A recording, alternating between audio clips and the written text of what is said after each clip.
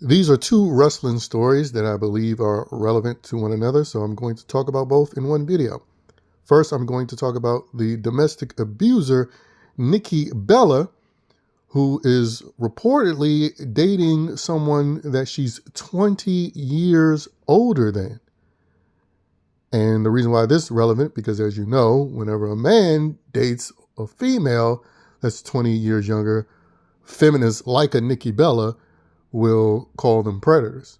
And this is following the fact that she lost in the court of law to a man because she was exposed for being a domestic abuser.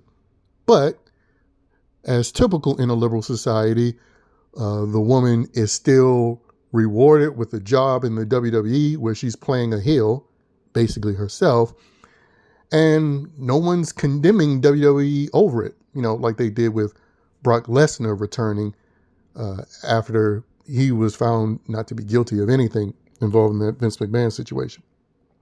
And then you have Mick Foley, who recently publicly announced leaving the WWE over Trump. Mick Foley, accused by a woman of being a pedo back in 2017, where a woman that was a ECW valet claimed that she had sexual relationships with Foley when she was 15 years old. And for anybody that enjoys wrestling shoot interviews, we've heard plenty of shady stories about the sexcapades of wrestlers, drinking and driving, being drugged while driving, ring rat stories, and people obviously enjoyed them because that became a whole sort of little sub-industry within the wrestling industry. But nowadays, you fast forward, every pro wrestler, especially these veteran pro wrestlers of the Attitude Era, are now trying to virtue signal and act like they're these activists for human rights, when anybody that follows shoot interviews knows all of the disgusting criminal behavior that they were engaging in, and Mick Foley allegedly being one among that activity, having sex with, young fans, which is a common thing. I mean, we have old rock songs, R&B songs, hip hop songs that literally talk about that sort of thing. But anyway, so you have Nikki Bella and Mick Foley.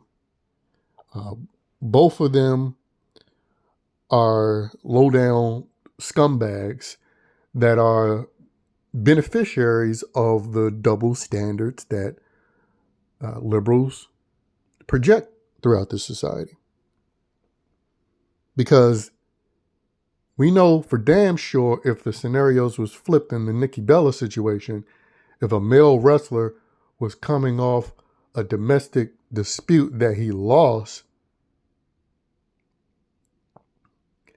and following that was found to be dating someone 20 years younger than himself, I mean, there's no question he would not get another opportunity to work with the WWE ever again. I mean, just look at the Enzo situation. He was falsely accused by a woman of a sex crime, and they still never employed him again. And he was proven to be innocent. And then with the Mick Foley situation, he was accused back in 2017. I think the woman even sort of followed him around at some of his stops, his meet and greets. And guess what? The WWE didn't abandon him. And remember, none of these virtue signalers are abandoning companies for working hand in hand with foreign dictators, the Saudi royals. In fact, I'm sure Mick Foley wouldn't mind picking up a paycheck himself like CM Punk did over in Saudi Arabia.